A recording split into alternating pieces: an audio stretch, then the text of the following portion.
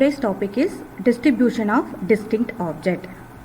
So இந்த டாபிக்ல நாம distinct objects எப்படி distinct cellsல distribute ஆகுது அப்படிங்கறத நாம பார்க்க போறோம். So எந்தெந்த கேஸ்ல எந்தெந்த மாதிரி கேஸ் எல்லாம் வரும் அப்படிங்கறத இங்க நாம அனலைஸ் பண்ண போறோம். இதுல சில கேसेस வந்து நம்ம ஆல்ரெடி டிஸ்கஸ் பண்ணிட்டோம். So இப்போ நாம throughout எப்படி distinct objects distinct cellsல distribute ஆகுது அப்படிங்கறத நாம அனலைஸ் பண்ணலாம். So இதில் டோட்டலாக 5 கேசஸ் வரும். இப்போ ஃபஸ்ட்டு பார்க்கலாம். இப்போ ஃபஸ்ட்டு நாம் n distinct cells distinct objects எடுத்துக்கிறோம். So r kind of distinct objects எடுத்துக்கிறோம் அண்ட் n டிஸ்டிங்க்ட் செல்ஸ் எடுத்துக்கிறோம். அதோட என்ன அசம்ஷன் எடுத்துக்கிறோன்னா ஒவ்வொரு செல்லையும் ஒரே ஒரு ஆப்ஜெக்ட் தான் நம்மளால் வைக்க முடியுங்கிறதையும் சேர்த்து எடுத்துக்கிறோம். ஸோ இதுதான் first case. First case n distinct cells n distinct objects, அதுக்கப்புறம் ஒவ்வொரு செல்லுலையும் ஒரே ஒரு ஆப்ஜெக்ட் தான் நம்மளால் எடுத்துக்க முடியும். இதுதான் அசம்ஷன். இந்த மாதிரி இருந்துச்சுன்னா வாட் இஸ் த ஃபார்முலா அப்படிங்கிறத நாம் டிரைவ் பண்ண போகிறோம். இப்போ நாம் இதில் எடுக்கும்போது 2 கேசஸ் வரைக்கும் சான்சஸ் இருக்குது. என்னென்னா ஒன்று ஆர் கிரேட்டர் தென் என்னாக இருக்கலாம், இல்லைனா என் கிரேட்டர் தென் ஆராக இருக்கலாம். ஸோ இந்த 2 கேசஸில் எப்படி வருங்கிறத நாம் பார்க்கலாம். இப்போ ஃபஸ்ட்டு கேசஸில் நான் n greater than or equal to ஆர்னு எடுத்துக்கிறேன். அதாவது number of cells is higher than number of objects. So இதில் எது கம்மியான இருக்குது? ஆப்ஜெக்ட்ஸ் தான் கம்மி. ஸோ ஃபஸ்ட்டு நான் ஆப்ஜெக்ட்லேருந்து நான் ஸ்டார்ட் பண்ணுறேன். இப்போ எப்படி எடுக்கணும்? நான் இது இப்போ ஏதாவது ஒரு ஆப்ஜெக்ட் எடுத்து நான் கீழே இருக்க n செல்ஸில் ஏதாவது ஒன்று ப்ளேஸ் பண்ணலான்னு நான் சொல்லலாம். கரெக்டாக? அப்போது இங்கேருந்து நான் ஒரு ஆப்ஜெக்ட் எடுக்கிறேன். அப்போ அந்த ஆப்ஜெக்ட் இதில் ப்ளேஸ் பண்ணுறதுக்கு எனக்கு எவ்வளோ சான்சஸ் இருக்குது? டோட்டலாக n செல்ஸ் இருக்குது. அப்போ எனக்கு ஃபஸ்ட் ஆப்ஜெக்டோட சான்சஸ் வந்து எவ்வளோனா n சான்சஸ். இப்போ நான் ஃபஸ்ட்டு ப்ளேஸ் பண்ணுறதுக்கான சான்சஸ் n. இப்போ இந்த டோட்டலாக இருக்க n செல்லில் ஏதாவது ஒன்றில் ப்ளேஸ் ஆகும். இப்போ நான் எக்ஸாம்பிளுக்கு இங்கே 3ல் வந்து ஃபஸ்ட் ஆப்ஜெக்ட் ப்ளேஸ் ஆகுதுன்னு எடுத்துக்கிறேன்.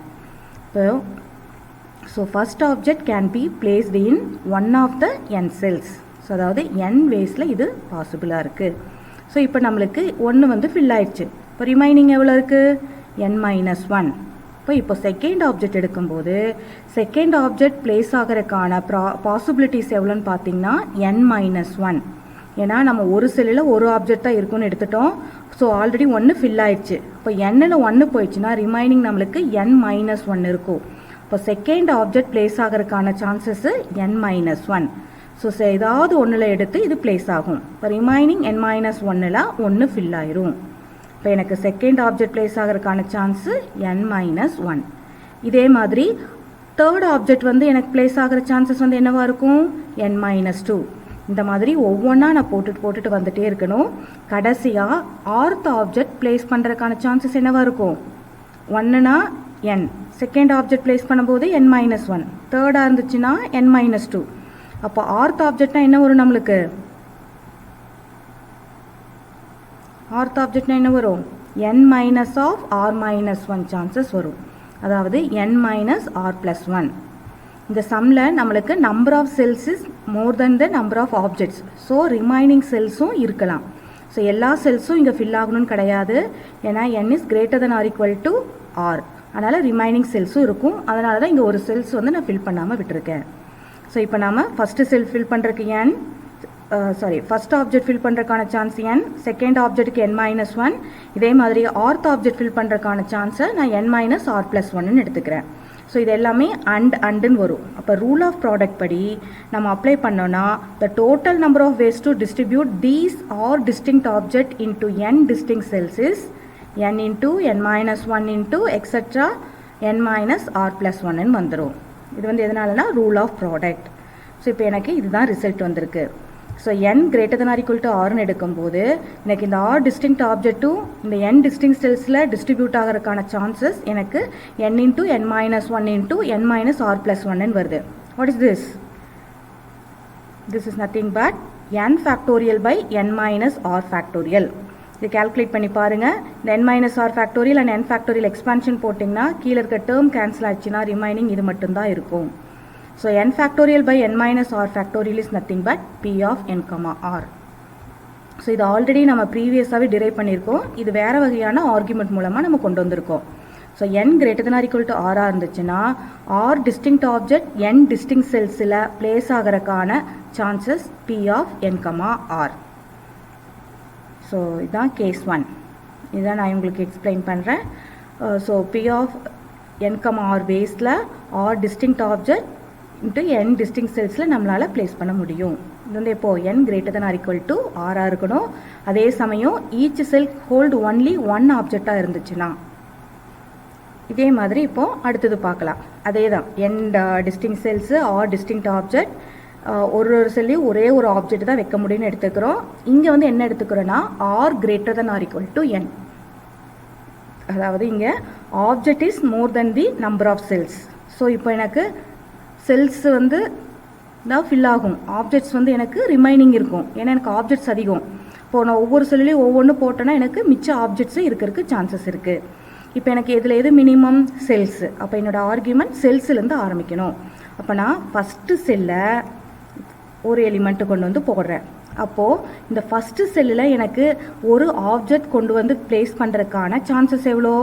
இந்த 6ல் 1 கொண்டு வந்து போடுறேன். அப்போ எனக்கு ஃபஸ்ட்டு ஃபில் ஆகிறதுக்கு சான்ஸ் வந்து என்னது? R. So first cell place ஆகிறதுக்கான சான்சஸ் R. இப்போ எனக்கு அடுத்தது, இப்போ நான் செகண்ட் செல்லில் ஒரு ஆப்ஜெக்ட் கொண்டு வந்து போடணும். அப்போது மிச்ச ஆப்ஜெக்ட்ஸ் எவ்வளோ இருக்குது எனக்கு? ஃபஸ்ட்டு R இருந்தது, அதில் ஏதாவது ஒன்று எடுத்து நான் போட்டுட்டேன். அப்போ எனக்கு ரிமைனிங் R-1 ஆப்ஜெக்டில் ஏதாவது ஒன்று எனக்கு செகண்ட் செல்லில் வரும். அப்போது எனக்கு செகண்ட் செல்லில் ஆப்ஜெக்ட்ஸ் எத்தனை வரக்கு சான்சஸ் இருக்குது? R-1ல் ஏதாவது ஒன்று வரக்கு சான்சஸ் இருக்குது. ஸோ என்னோடய பாசிபிலிட்டிஸ் வந்து எவ்வளோ? R-1.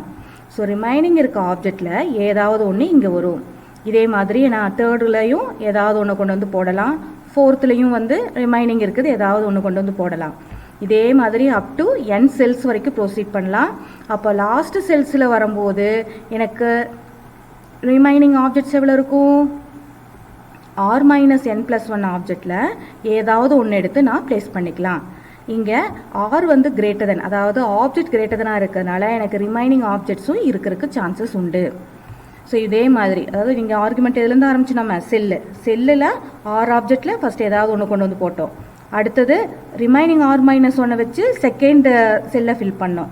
இதே மாதிரி ஒன்றொன்னா ஃபில் பண்ணனா கடைசியாக இருக்க nth செல்லில் வந்து R-n+1ல் ஏதோ ஒரு ஆப்ஜெக்டை கொண்டு வந்து நம்ம போடலாம். இங்கேயும் வந்து என்னது? அண்டு ஒவ்வொரு இதுக்கும் அடுத்தது வந்து அண்ட் வரும். ஸோ இங்கேயும் நம்ம ரூல் ஆஃப் ப்ராடக்ட் உபயோகப்படுத்தணும். அப்படி அப்ளை பண்ணிங்கன்னா the total number of ways to distribute these r distinct object into n distinct cells in the case of r greater than or equal to n is r into R-1 etc. r minus n+1. So இது what is this? r into R-1 etc. r minus n+1ங்கிறது என்னது?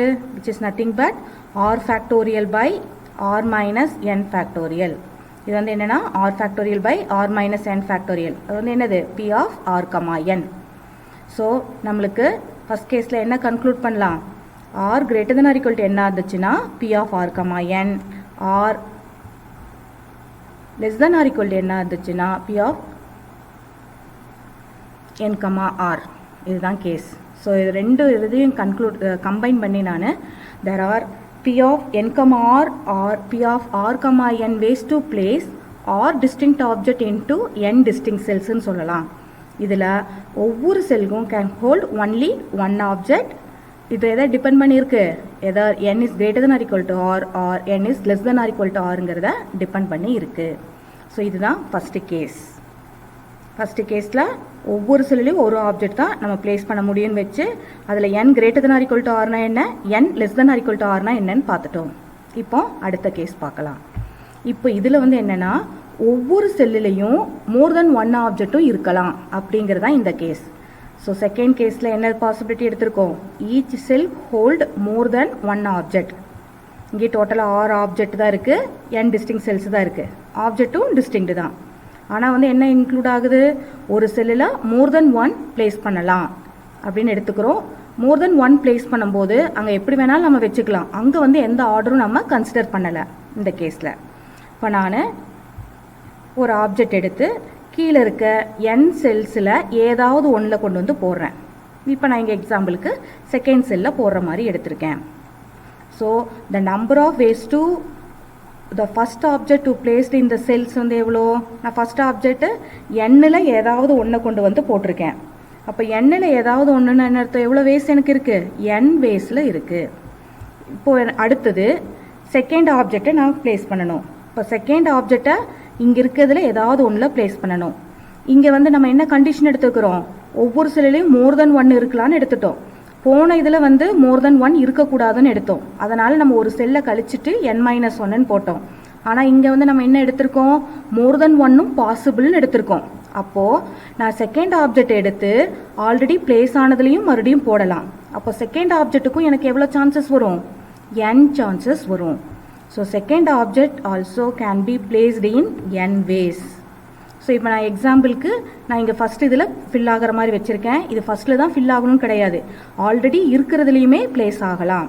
So எனக்கு second ஆப்ஜெக்ட்டுக்கும் chances வந்து எவ்வளோ? n. இதே மாதிரி நான் third ஆப்ஜெக்ட்டும் எடுத்து இந்த ரிமைனிங் எண்ணில் எது வேணாலும் போடலாம். ஸோ ஆல்ரெடி இருக்கிறதுலையும் நான் போட்டுக்கலாம். இப்போ நான் இங்கே பார்த்தீங்கன்னா தேர்ட் ஆப்ஜெக்ட் எகெயின் ஆல்ரெடி இருக்கிறதுலே வர மாதிரி போட்டிருக்கேன். ஸோ ரிமைனிங் இருக்கிற எண்ணில் எது வேணாலும் வரலாம். இதே மாதிரி எல்லா ஆப்ஜெக்டையும் நாம் ப்ளேஸ் பண்ணலாம். ஸோ ஆர்த் ஆப்ஜெக்ட்டுக்கும் சான்சஸ் வந்து எவ்வளோ? n. இதுலேயும் எல்லா செல்ஸும் ஃபில் ஆகணும்னு கிடையாது, ஏதாவது செல்ஸ் ஒன்றுமே ஃபில் ஆகாமலும் இருக்கலாம். ஆனால் நமக்கு இதில் என்ன தெரியணும்? ஒவ்வொரு ஆப்ஜெக்ட்டும் செல்லில் ஆக்குப்பை பண்ணுறதுக்கான சான்சஸ் வந்து எவ்வளோவா இருக்கும்? n. ஒவ்வொரு இதுக்கும் n. இப்போ டோட்டலாக நம்மக்கிட்ட எவ்வளோ ஆப்ஜெக்ட் இருக்குது? 6 ஆப்ஜெக்ட் இருக்குது. ஸோ இப்போ டோட்டல் பாசிபிலிட்டி வந்து நம்மளுக்கு எவ்வளோ வரும்? n⁻r. The total number of ways to distribute these are distinct objects into n distinct cells where each cell can hold more than one object is n⁻r. நம்ம already இந்த n⁻r formula drive பண்ணியிருக்கோம். எதுக்கு drive பண்ணியிருந்தோம்? Repetition வரும்போது இது வரும்னு சொல்லியிருக்கோம். So this case is coincide with the repetition. So போன கேஸில் வந்து ஒரு செல்லில் ஒரே ஒரு ஆப்ஜெக்ட் தான் இருக்குன்னு எடுத்தோம். இங்கே வந்து மோர் தென் 1 ஆப்ஜெக்ட்டும் பாசிபிள்னு எடுத்திருக்கோம். So more than 1 object possible எடுக்கிறது coincide with the repetition of objects. So இங்கே வந்து n greater than or equal to r இருந்தாலும் n⁻r தான், r greater than or equal to n இருந்தாலும் n⁻r தான் நம்மளுக்கு இங்கே வரும். இதில் செப்பரேட்டாக எதுவுமே வராது. ஸோ இதை கம்பைன் பண்ணி நான் என்ன சொல்லலாம்னா, the distribution of distinct object in distinct cells, since the first object can be placed in one of the n cells, the second object can again be placed in one of the n cells, etc. So there are n⁻r ways to distribute the objects. So the conclusion நம்மளுக்கு. So this is coincide with the arrangement of the r of the n cells when repetitions are allowed. So இங்கே n⁻rங்கிறது n லார்ஜரோ இல்லை ஸ்மாலராக இருந்தாலும் இதே தான். இங்கே inside the cells வந்து நாம் order of the objects வந்து கன்சிடர் பண்ணலை. இது ரெண்டும் முக்கியம். இன்சைட் த செல்ஸ் நம்ம ஆர்டர் ஆஃப் த ஆப்ஜெக்ட் எதுவுமே கன்சிடர் பண்ணலைன்னா நம்மளுக்கு ஆன்சர் வந்து என்ன வந்துச்சு? n⁻r. இதுதான் செகண்ட் கேஸ். ஸோ ஃபஸ்ட்டு கேஸில் ஒரு செல்லில் ஒரே ஒரு ஆப்ஜெக்ட் தான் இருக்குன்னு எடுத்தோம். செகண்ட் கேஸில் மோர் தென் 1 ஆப்ஜெக்ட்டும் பாசிபிள்னு எடுத்துட்டோம். ஆனால் அந்த செல்ஸில் அந்த ஆப்ஜெக்ட்ஸோட அரேஞ்ச்மெண்ட் எதுவுமே பார்க்கல. நம்ம அதில் அரேஞ்ச்மெண்ட் இல்லைன்னு நம்ம எடுத்துட்டு ஆன்சர் வந்து n⁻r வரும். This is coincide with the repetition of objects.